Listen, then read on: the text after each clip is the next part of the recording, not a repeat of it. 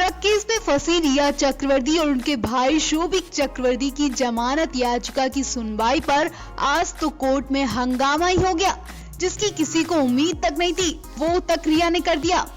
Bell के लिए रिया और उनके वकील इस हद तक उतर आएंगे किसी ने सोचा तक नहीं था।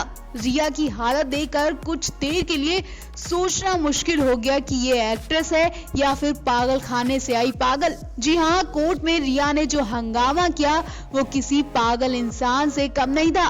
रिया की पूरी हालत बताने से पहले हम आपको उनके वकील के सवालों के बारे में बताते हैं, जो सवाल रिया के वकील ने ब्रेक होने से पहले कर चुके थे और उनकी बहस से कोर्ट का माहौल पहले ही गर्म हो चुका था। हर कोई यही कह रहा था कि अब रिया जमानत तो भूल ही जाएं।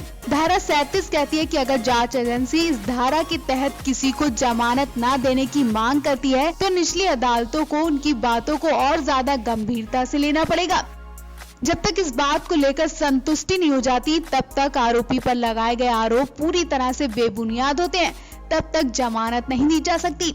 रिया के वकील ने भी अपनी दलीलें पेश करते हुए कहा कि अगर बरामदगी छोटी है तो ऐसे मामलों में जमानत दी ही जानी चाहिए। रिया के वकील ने कहा कि किसी भी मामले में सजा और धारा इस आधार पर तय होनी चाहिए कि आरोपी के खिलाफ क्या सबूत मिले हैं।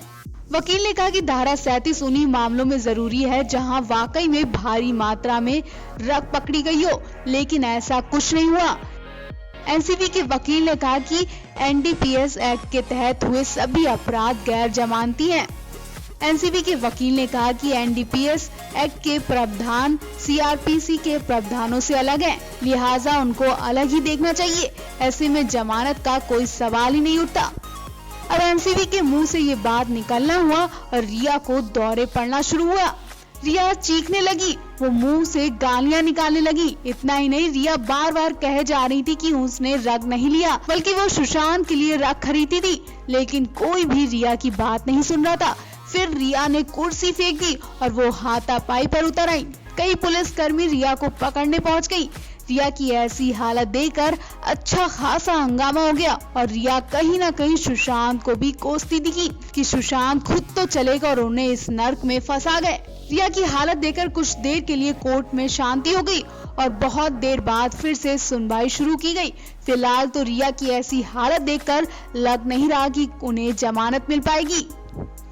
नीलम न्यूज़ रिपोर्ट।